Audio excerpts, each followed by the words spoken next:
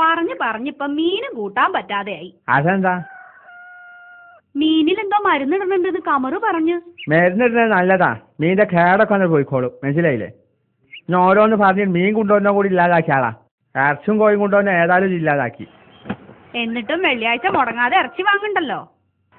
അത് പിന്നെ വെള്ളിയാഴ്ച ഇറച്ചി വാങ്ങാത്തോളൂ ദീനുൽ ഇസ്ലാമെന്ന് പുറത്താ. അല്ല, സമയം പന്തായി? ബാങ്ക് കൊടുത്തല്ലോ, 12:30 കഴിഞ്ഞുണ്ടാവും. അതാ, വാർത്ത കേട്ടില്ലല്ലോ. എന്റെ കൈമലാണ് ഇപ്പൊ മീനുമായി. സൈനുദ്ദീനെ, സൈനുദ്ദീൻ, ആ റേഡിയോ ഒന്ന് തുറന്നാ.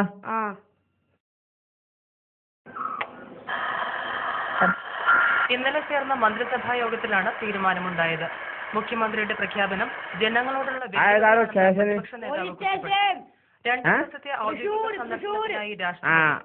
കോഴിക്കോട് വെച്ചാ കണ്ടെടുത്ത 2000 വർഷം പഴക്കമുള്ള മനുഷ്യാസ്ഥികൂടം രാഷ്ട്രപതിയിൽ നിന്നും ഭാരതരത്ന അവാർഡ് ഏറ്റുവാങ്ങി. ഇന്നലെ കോട്ടക്കലിനടുത്ത് ദേശീയപാതയിലുണ്ടായ വാഹനാപകടത്തിൽ മരിച്ചവരുടെ മൃതദേഹങ്ങൾ നാളെ പുന്നമടക്കായലിൽ നടക്കുന്ന വള്ളംകളി മത്സരത്തിൽ പങ്കെടുക്കുമെന്ന് ജില്ലാ കലക്ടർ അറിയിച്ചു. ഈ വർഷത്തെ ചലച്ചിത്ര അവാർഡുകൾ പ്രഖ്യാപിച്ചു. ഏറ്റവും നല്ല ചിത്രം കിലോക്ക് 3 രൂപ നിരക്കിൽ റേഷൻ കടകൾ വഴി വിതരണം ചെയ്യുമെന്ന് മന്ത്രിസഭാ യോഗത്തിൽ അദ്ദേഹം പറഞ്ഞു. സംസ്ഥാന ജീവനക്കാർക്കും അധ്യാപകർക്കും അടുത്ത 24 മണിക്കൂർ നേരത്തേക്ക് പ്രത്യേക കാലാവസ്ഥാ മുന്നറിയിപ്പ് ഒന്നുമില്ല. ഇന്ത്യയും ശ്രീലങ്കയും തമ്മിലുള്ള ഏകദിന ക്രിക്കറ്റ് ടെസ്റ്റ് മണിക്കൂറിൽ 45 മുതൽ 55 കിലോമീറ്റർ വരെ വേഗതയിൽ കാറ്റടിക്കാൻ സാധ്യതയുള്ളതുകൊണ്ട് മത്സ്യബന്ധനത്തിൽ ഏർപ്പെട്ടിരിക്കുന്നവർ ജാഗ്രത പാലിക്കണമെന്ന് ഫിഷറീസ് വകുപ്പിന്റെ പ്രത്യേക അറിയിപ്പിൽ പറയുന്നു. സംസ്ഥാനത്ത് നിലവിലുള്ള സൗഹാർദ്ദാന്തരീക്ഷം തകർക്കുന്നവരെ കാലിക്കറ്റ് യൂണിവേഴ്സിറ്റി ഡിഗ്ലിറ്റ് നൽകി ആദരിച്ചു. 2 ദിവസത്തെ ഔദ്യോഗിക സന്ദർശനത്തിനായി രാഷ്ട്രപതി നാളെ കേരളത്തിലെത്തും.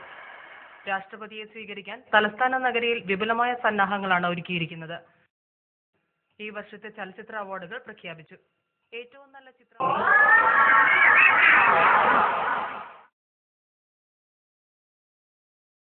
ജമീല, ജമീല, എടി അന്തോട്ടോളെ ഇവിടെ വന്നാ. എന്തേ ഇത് കണ്ടോ ജി?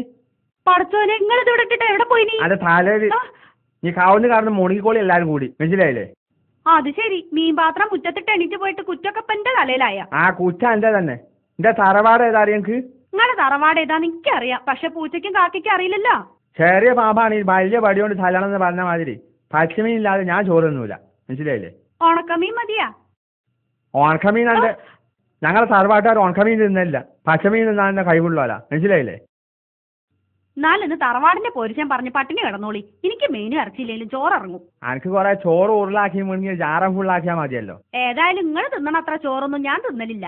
ഞാൻ തിന്നണ ചോറിന്റെ കണക്കൊന്നും ജി പറയണ്ട. ഞാൻ പള്ള നാർന്നാലും തിന്നു. അന്റെ തറവാടിന് കൊണ്ടുവന്ന ആയതുകൊണ്ടല്ലോ ഇവിടെ 3 നേരം ചോറൊക്കണ്, മനസ്സിലായില്ലേ? അതിനിപ്പോ നിങ്ങൾ എന്റെ തറവാടിനെ പറ്റി പറയണേ?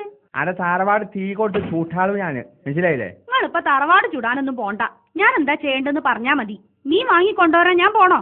ആര് വാങ്ങിക്കൊണ്ടുവന്നാലും വേണ്ടില്ല. എനിക്ക് ഉച്ചയാകുമ്പോ ചോറ് നിറയെ പച്ചമീൻ കിട്ടണം, മനസ്സിലായില്ലേ?